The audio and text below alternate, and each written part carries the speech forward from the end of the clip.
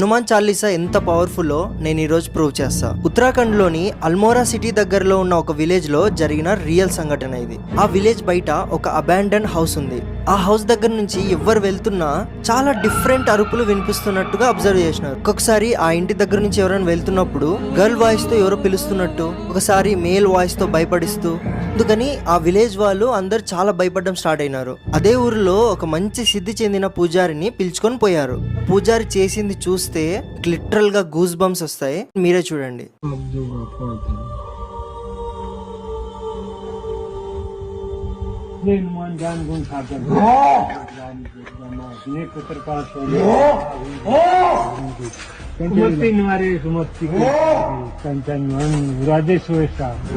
कान कुचित केसा हाथ पर ध्वजा विराजे कंधे मुझे जुनून साजे भागे